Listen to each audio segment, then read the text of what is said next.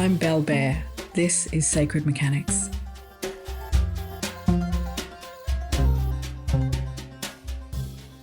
Thank you, Fanny. Welcome to Sacred Mechanics podcast. It's so fantastic you're here and you have so much wisdom and knowledge to share with me and anyone that's listening to this today. And I'm sure wherever I go in the conversation, you're going to be running ahead full of ideas. So I'm really looking forward to this. First of all, I just would like you to tell us what your background is, just as an artist and a practitioner and all that stuff in between. All right. Well, of course, I'm in Quebec, Canada. So because you're on the other side there, that might be a point to specify. So of course, I started the arts since a kid. I did my Beaux-Arts coming out of high school. I went straight into that, no detour. The kind of studies that really set you up for life, arts. But it, That's it right. was what I was passionate about, and at the same time being a bit of a rebel because I was also pretty punk. So, it was in the moment. Now, this is what I want to do, and I did it. The spiritual aspect has always been with me at the same time because I was always the witch of the gang. And this kind of attraction to the invisible, the attraction to the strings behind what we see, behind what is going on, really, it's always been a kind of a thirst to understand and find out. My art itself was always very allegoric and spiritual, and of course was frowned upon in the Beaux-Arts because I was back then it was conceptual art and it had nothing to do with what I was doing. So life brings you to a point where, of course, we go through things, we go through traumas, we go through challenges and things like that. And I was lucky and unlucky enough to have um my persona, or what I thought I was, stripped down to the bare essential. And so the bare essential was who I truly was, my true vibration.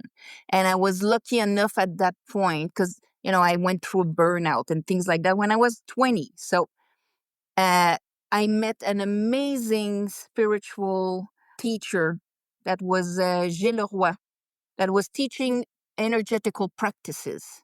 So it wasn't called magic. It wasn't called meditation or things like that. It was energetical practice. So it was really a way to discover how energy functions within yourself, outside of yourself, making it move, owning it, mastering it, and therefore becoming more and more sovereign of who you are energetically. So accountable and sovereign. And this process, leads to one thing and another, and the thirst of spirituality, and of course the arts that never stop. But my I was lucky enough that my career was in arts also because I was doing frescoes and murals. And so also very in touch with spirituality because I ended up doing churches and synagogues and things like that, and mafia lord houses. They're all the same, but I was going anyway, to say there's a nice dovetail. yeah. Um, and it's kind of punk, and I feel like it still is, and traditionally, or has been in our modern age of bringing spirituality and art together because you're But art bringing is a things to the spiritual forefront. process. Yes, art is Absolutely. a spiritual process. It's a spiritual practice because what do you do but to bring out who you truly are, your real vibration. That's when it's good. If you remove all the strips of what you should do, what is acceptable, what is in, what is out, all the criticism or whatever, and you just strip it down to your sacral chakra to you, what you process of who you are in this world and spit it out. It's the same corridors that are being used as when you're casting a spell. It's the same thing. It's my That's vibration, my intention, my vision that I put out there. it's beautiful because when you're creating art and you're sort of trying to get into a flow state to make something or do something, you're saying all that's left almost, which is exactly what you're saying, where you're getting back to your core with no embellishment. And there's some real truth telling then on the canvas or in whatever Then your you're going medium to is. see it. Yeah. Yeah. And That's it's when you're going to bold. notice it. It's Yeah. not like the persona. It is the raw core. So that's when and that goes to a basic where other people can recognize themselves there, cuz we all come from the same space in a way. But yeah. Yeah, that's incredible, because you bring so much energy to it, and I know I viewed you at a distance as being someone quite prolific as well, like wide and deep with genre would show me your work as it would come through and follow you at a distance, and it's stunning. And anyone listening, please look up Fanny's work. I'll put all your information in your bio and the show notes and your socials so people can enjoy.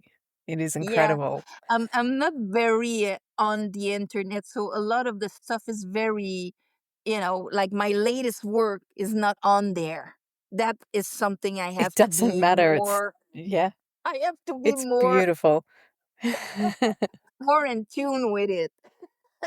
Yeah, but you also, I just recently learnt you'd put a book together. You've published a book Yeah, on called Wisdom tarot, of the Tarot. and it's tarot and the tree of life, the tree of Sephiroth. So it's that joint parallel of the two together. Right. And obviously, you've written this book. It looks like quite a large book. And then you've included some of your artwork in the book as well. Yeah, well, the cover, of course, the cover is one of my paintings. The thing is, as I was doing the book, I've noticed that in order to have an image of Capricorn, it's all you have to buy the image and all of that. So I decided to draw a lot of. Why not? You know. Yeah. You're laughing like it's a big joke, but every single thing that comes out of you is like perfection. No, no, that's not true. See, that's a It's gonna delusion. be lovely. Okay, It's well, just we'll that see. I accept it. So Yes. I accept the flaw and I own it. So it seems to be perfect, but it's not. Hmm. In the eye of the beholder, I suppose. But there's a trust you're showing us as well, where you need Capricorn, so you pull in that energy, what you think Capricorn looks like, and express it visually for all of us to enjoy. So that is magic. You're manifesting things It's onto that the same page. channel. You see what I Yeah, mean? It's same yeah. channel. It like in magic, you can uh, ask a certain archetype to help you through something. It's the same process. You're receptive to it, you're embodying it, and then you can act with it while you need it. So, Do you find that you draw upon techniques like that frequently when doing new work and beginning new work of who will accompany you in the journey of that piece? Or do you let things come through? the What's your process? when it's my own creations, like, this is the kind of thing that I've discovered when I was asked to do, as in my work, when I was asked to do reproductions, like you're doing a Degas, and you have to, feel Degas and the colors of Degas and all of that, and you're in it so much, and then at one point you arrive in those magical moments where you swipe off the bottom of your plate, and it arrives to that perfect gray, blue, greenish color you could name. And he said, I just did the same thing he did. He probably scraped the bottom of his palette also.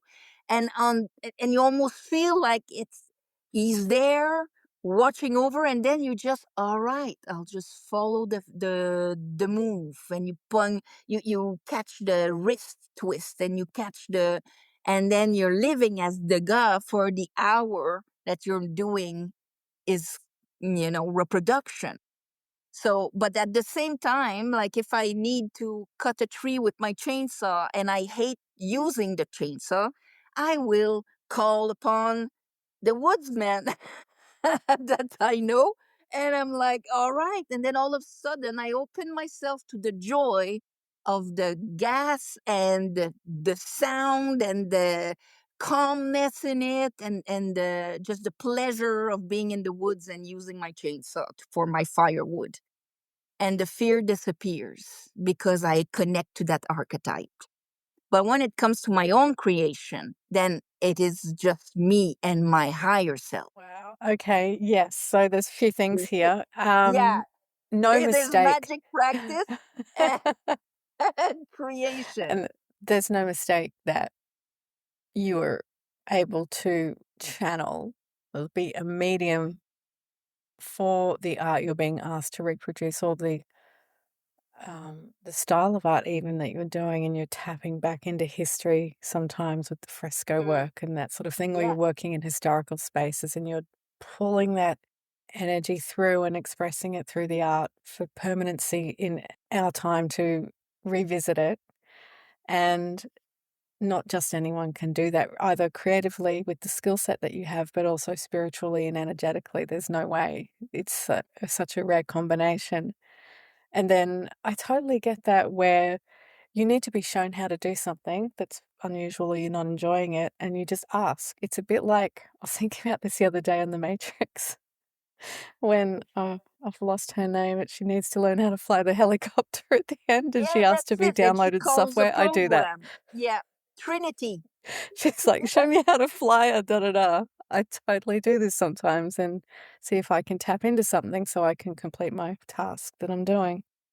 And it's possible, whether you're connecting to the, call it Akashic records, call it whatever it is, but everything is there at the same time in the one moment, so you can tap into that. Yeah, that's so cool. I've heard it being called the field, and I like this idea. I'm trying to learn more about this at the moment, actually, of the idea of the brain being an antenna and the body is like soft technology, and that we're pulling in and drawing down data to use as we need, and it's all Yeah. available. And Yeah, I guess the more attuned our antenna is, the more we see, the more we receive, the more we hear. I see it like a radio, because the thing is that it's really like your vibration that will dictate where you're tuning. So if your vibration is low, and your vibration will be dictated by your waters, what is imprinted in your waters, so whatever you're feeling dictates the level of vibration, and then your intention can rise up your frequency, so then you can connect to whatever your state of vibration is. So that's Sure. why when I talk about tarot, before reading tarot, you never read tarot if you're feeling scared, down, depressed, or anything like that, because that's where you're tuning in. Yes, so for people listening, that are at any stage of their practice, these waters feelings, or where we're Hmm. tuning in, are changeable. Yeah. No matter how dark, I guess we can shift them either fast or slow, or ask for Yeah. help, as we've been discussing, to do so. Yeah. Yeah, Yeah. that's That cool. your present, your conscious waters, and your unconscious waters, because the unconscious waters work behind your back. So you can work on your conscious waters. And then at one point, when you're master of who you are, the more your I am is strong, the more your I am can face the generational waters that can, the collective unconscious or whatever, and see what's there with compassion, understanding, and rising above it all the time. Compassion is the key word to turn waters into clear. That's obvious. But after doing that for years and years and years, then at one point you're fine with your shadow, and you're not afraid to lose yourself in your darkness or in your light, and that is Yeah. important also. So while we're just touching on compassion, um, do you think that gratitude, which is a word used very heavily at the moment, is more an acceptance of the moment and trying to absorb the reality and the moment as all being there for a purpose? So, Yeah, and gratitude also puts you right away. You cannot be in a state of gratitude if you're in victimhood. They are incompatible. So when we ask somebody to be in a state of gratitude, it has to automatically put all of his sensors to what it feels is a gift in their life in the moment of here and now. So whether it is the ray of sun, the birds singing, the fact that they can drink water, whatever it is, it puts your receptors upright. And because your receptors, it's very mechanical. Because your receptors are upright, you have access to these kinds of vibration that will give you a little insight, that will influence your perception, that will influence your choices, and slowly, like the wheel turns, your reality. right. You can hear me ticking away here. I'm learning so much from you. Okay, now this is for the artists. Let's talk about the vibration and energy in physical objects like your art materials, your tools, mediums that you're working on and with. How does that affect you? Well, personally, I have a love of the tools. I love getting dirty. I love uh, paintbrushes. I love, the texture of things, and the mess of it, the smell of it, and all of that. And that is so that you can enjoy it. Okay, that is part of the importance.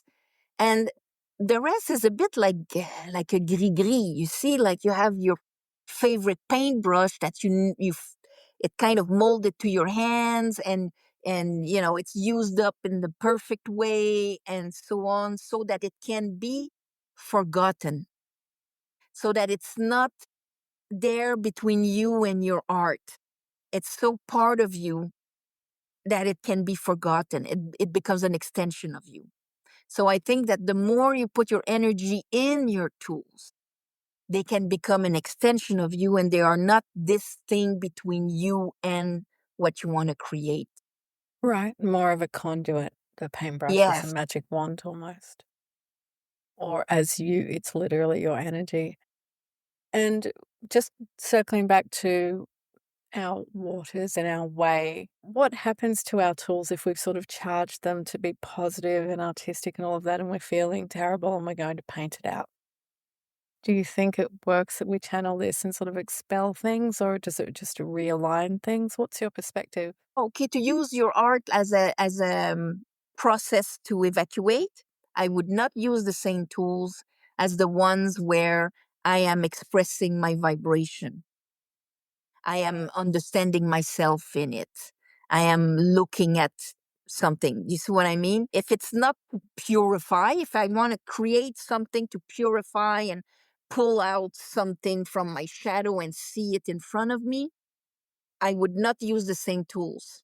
Like I wouldn't use the same magic wand to cast energetic things, or to, bring out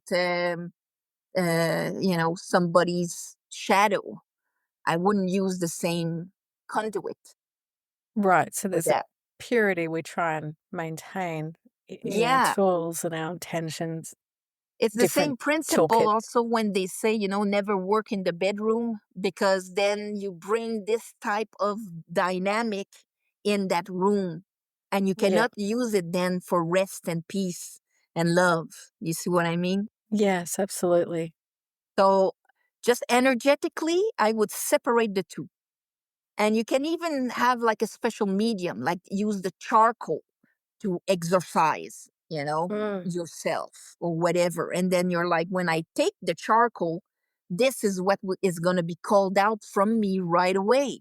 It's right. going to And be my, it's so retching gut in there. And satisfyingly dark. yes, Yeah. satisfying, like, it's going to be that kind of thing. So it's not the same thing. I'm not like in the tarot, the magician card, where I'm not taking from above to bring below. I'm taking from my shadow to bring out. They're two completely different. They're both creative, but they're two completely different mechanics. This is such great information because it's so hard to find and learn about these sorts of Mm. things these days. We're so disconnected. We don't sip tea and chat about this sort of thing as No, artists there's even. the artist cafe is where they would hang out and drink and talk about art are Y- missing these days, I think. Yeah, Yeah. I totally agree. Well, this is our artist cafe this morning. Yes. Um, yeah, well, I wanted to talk to you about ritual, and we certainly got that. That's awesome. Just to finish that subject, then with the selection, say, like, personally, if I've got a heap of different canvases blank in the closet, I sort of wait to hear which one wants to be used. Is that normal? It's Oh, like they all yeah. have their own personality. Yeah, that's it. Yeah. Yeah. And but that's just the principle of listening to your gut, to what you're receiving from them, and everything. Me, I analyze everything as a communion. You're communing with your canvas. Like if you're sculpting, you're communing with the piece of wood, and then it's a co-creativity where what I have inside or what I bring from above in conversation with the log, and it's gonna give a third entity, which will be the piece of art at the end. So the same way you commune when you drink your coffee, you take the information of the coffee and you commune with it. Everything is a communion. So creativity is a process of execution and communion. So when you're waiting to see which one talks to you more, it's the same thing. Like you look at your colors and you're like, I feel like, deep orange now. So this is the one that's talking to me. This is the one I'm going to commune with. Yeah. So the process, in fact, you could view it as you've just explained. It's not just the art, but it's how we live as artists or as humans and doing whatever we're doing. That if we can view things more as ritual and that there is an impact in every small action, we may be much happier and more centered and living in the Yes. moment. Yeah. It's a key. Because then we can also infuse it with love. Yeah. When you commune, when you're in, like, if I go back to gratitude, in gratitude, we need to open ourselves to love. So in creativity, if you open yourself to the love of the tool, love of the moment, love of the connection, the communion, then it's a completely different process, but it's something that can inhabit you. You don't have to be like an artist. You can do it like when you're cooking or when whatever you're doing, because everything you're doing is you're creating all the time because you're creating a reality. And that's a beautiful life. Mm. So the relationship between consciousness and reality is one thing, and we'll just get that straight right now then. That this is what you've brought to the table today. And for people listening, I'm just really conscious when I have conversations with artists and people like yourself with so much knowledge that I just pull those questions out that no one gets to ask or talk about. And it's really these little day to day things sometimes where you can practice them yourself and begin Yeah. your own way of being from Mm. scratch if you're looking Yeah. for a fresh start or to refine your daily experience here on earth. It's Well, that's it. To just yeah. embrace it and embrace the little moments there. And it's like putting sacredness in everything, sacred mechanics. There you go. When you make your coffee, you can make it sacred. It's all depends of where you're standing and your state of being. Yeah. Tell me about travels that you've embarked upon for your work as an artist. Is there any special place that has resonated with you as the most powerful energy and that you really loved or was really challenging or something that stands out? Oh, loved or challenging. Well, I did travel for work. I was lucky enough to, work in the States or in Europe. I did go to work in Jerusalem. That was a challenging, interesting project where I did a synagogue there. And of course, I was the odd one there because being in charge of the decorative art, being a woman, being not Jewish, being, working with all the workers were, of course, Palestinians, but they weren't used to have a woman telling them, no, that's not the good color, do this, there, and that, and so on. So that was a beautiful example of course, when I arrived, it was like a shocking for them situation. But after not even a week, they would call me White Heart, and I did not change. I was just in my divine feminine of none, I wasn't confrontational. I was just like doing me, and at the end, we were all eating together and the work went super well. I've met amazing people and it was a great experience. And every time I had to go back to continue the work, uh, very welcomed and all of that, which at first sight was more like, oh, this is going to be a challenge. I have to confront people, that are not used to this, that don't even understand what I do for work, because in the, decorative arts and things like that, that is not of either religion. Yeah. Wild, speaks loud, laughs, jokes around, Yeah. and then it passes. So that there's the thing where you're like, okay, if I stay in my authenticity, uh, at one point, it's gonna be seen, and that's it, in a fearless way.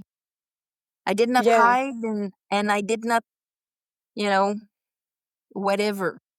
And it sounds like it would have been very cleansing on some level for the others, the other men It too. was a new experience because they saw a completely different kind of woman, which at first they thought I came from Babylon, not because of who I am. So I think it gave them another vision of what woman can be, of what the other can be, and that the other does not have to be enemy there. And Fanny, do you work one on one with clients these days for your tarot and or energy healing, or do you tend to Yeah, use your practice yourself? it's I do of course I do readings with because on YouTube and I have on the website. So I'll do readings every day, one on one on people, and sometimes energetic practices, or to help if they ever come all the way into the woods where I am. But yeah, I'm lucky to be able to have this time where I have to be present. I have to be connected. I have to be in that flow and open myself to insights and things like that, because sometimes life just gets along, and you do your thing, and weeks pass and so on. So, and I'm a bit of an extremist because I used to have like a period where I was very intensely meditating and practicing, energetically and all of that, receiving the beautiful connections and moments of grace and downloads, and then other periods, especially when I became a mother, where then I had to be grounded and be providing and being, so you kind of disconnect yourself from that part of you. So I think as you get older, you can get more of a balance, and that's the beauty of getting older. Yeah, that's wonderful. And I know I'd read that you'd spent some time trying to live more in solitude, and this I was an sounds like hermit for many heaven. years. What was that like? It was amazing. I mean, it was amazing, but it it lasted the time it needed to last. It was about 6 or 7 years. I lived alone in the woods, and when I would work, it was because somebody would call and have like they wanted a painting or something like that. And so there, I had a lot of you're with yourself. There's no hiding. There's no running away. You're with yourself in the woods and you're meditating, and of course there are beautiful moments of, like I was saying, downloads and things like that. And then at one point I almost felt like what I was doing, I was, since you're alone with it and you have access to all sorts of things, and you're like, yeah, I'm gonna be there when I die anyway. I'm more in the invisible than the visible. I'm not participating in life per se. So there's it was almost like a moment of, maybe it was, I think it was because it was divine timing, but it was like, Fanny, you have to connect with people. Like, so I went to see my sister, and I got out of the woods. I'm still there today, but I mean, Yeah. with interaction now. But I had to consciously decide to no, because if not, what's the use of everything I'm doing? Because I'm gonna, go with it in my grave in a way. Then you can hermit all you like. Yeah, that's Yeah, it. I But understand. so those insights and those lessons, I have guides that give me a lot of lessons, and yeah, you cannot be in your ego or frustrated. Okay, so for artists that are at a stage where they're really interested in their own spirituality, but maybe haven't explored very long and they have been doing their art practice probably all their life, do you have any advice for them to start opening up to merging them or feeling like they are aligning the spiritual and the art together? How would you tell or teach someone to do that? Well, it kind of happens a bit before and while you're painting. Like I was saying, it's all from the where you're standing when you're creating. A spiritual path is more like noticing that you are a spiritual being having a human experience. So right away, if you're in that state of mind, yeah, there I am in a matrix or whatever is this beautiful three-dimensional world in a bubble of time space. And I'm just experimenting it and then mixing it with who I am. Discovering who you are is a spiritual path. What's my vibration? Is this my education? Is this my the collateral damage of unconsciousness of my parents, or is this me? Is this, what I want, or what I am afraid of, or what I was told that I want? Is this what I like, or what I'm supposed to like? All of these questions are part of your spiritual path. And as you're creating, it's to bring them back to the essential when you know the answer. Yes, and then owning who you are, backing up who you are. Like this sometimes is a long time. Like I was saying, I paint in allegories, and like I was saying, this was badly viewed. And I used to really force myself to do what was supposed to be done. If not, I was not an artist. Until one point, you're like, you know what? If you, now this is who I am, and therefore I have to own who I am. So when you look at what you do, is it me or is it what I wish I would paint? These Yeah. are two different things. And the spiritual path is just being, as you're doing this, having the compassion for you and the authenticity and the alignment to actually know who you are. So there you go. You don't have to like light candles and burn incense as you're painting. You just have to be there. and be receptive to whatever's going to correspond with me, is going to be the inspiration coming within me. And that's it. Yeah, that's incredible. So it's highly likely then that a lot of artists are practicing like this and not understanding that they're already doing it. Yeah. So, am I painting from my shadow? Am I painting from my light? Am I painting from my conscious or my unconscious? Or from the persona of the ego, or from the soul? These are all like questions that, to learn who you are. Yeah. I just want to talk briefly about astrology with you.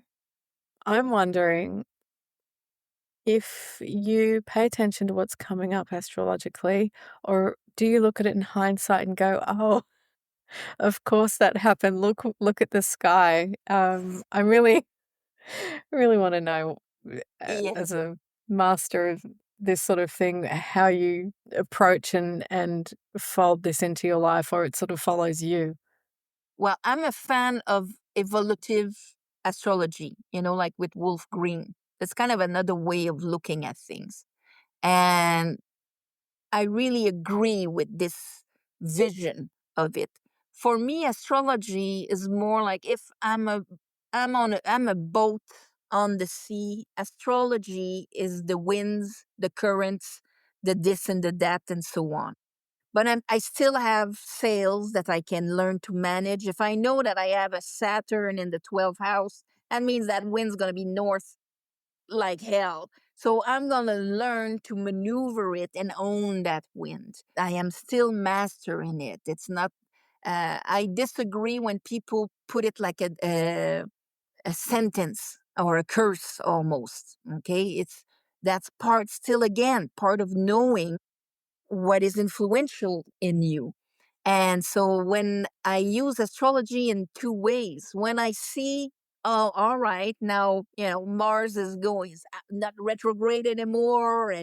So there's a possibility my energy is going to come back, since now it just arrived in that soul house. And so I'm going to be more conscious and more attentive to that energy in that area of my life. I might use it like one would use the winds and the currents.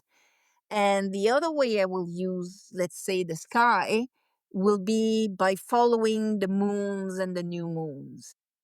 And of course, also, the equinox and like we had Beltane not so long ago, and so on, because energetically, these are where telling us the movements that are happening. The moons works on the waters within us, and, in which moon is it? Oh, Scorpio moon on the 12th that we're going to have soon.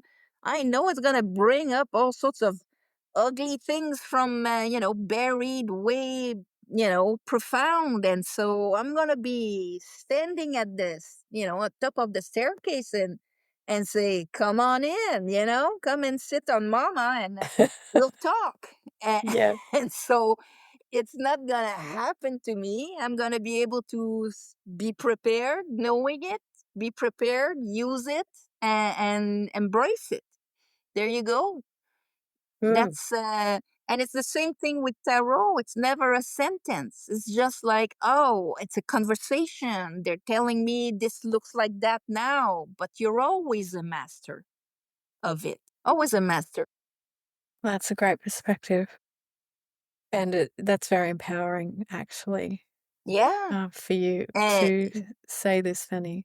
We all have maybe equal power if we put our focus and our sails in a certain way and learn how to sail. yeah. And it allows you to see where you stand, because let's say oh, Venus is passing in my second house, will I meet somebody or whatever? Okay. So or my seventh house, I would say. When Venus passes, it's not that she's sprinkling love, like the tooth fairy there. She's a vibration. She's a principality of unconditional love and worth and abundance. How much can I absorb her? Or do I reject her because she wasn't there 2 years ago? Or do I have a grudge against her? Or in French we'll say mal aimé, badly loved. Nobody loves me. If that's my belief, she's gonna pass on me like water on the duck. Or can I absorb her? Can I embody her? Then I'm gonna be able to channel her energy and see it in my matrix, see it in my reality. Right. So you're manifesting again and pulling that through. So to achieve that, do you accept to be open and be noticing signs and rhythms around you, or are you purposefully meditating on that that's what you're going to do? It's a bit of both. You keep an eye out, like sensors, like your antennas. You keep your eye, but your boundaries have to be, your core has to be very grounded in who you are, because you don't want to be influenced by it, like a leaf in the wind or things like that. So, yes, you have the power to intentionally, go walk in a stream of water, and then put the intention of, as that water is passing, I am letting go of my shit, whatever.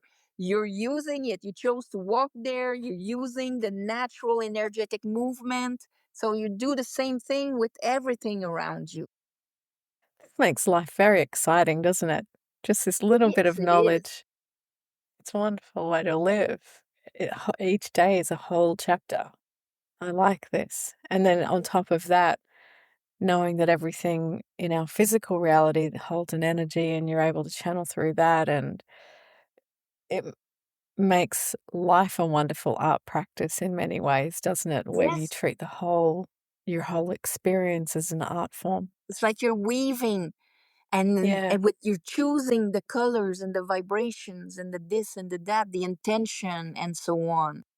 And so, and this comes, the more you empower yourself, the more you can do that, because it's not things happening to you anymore.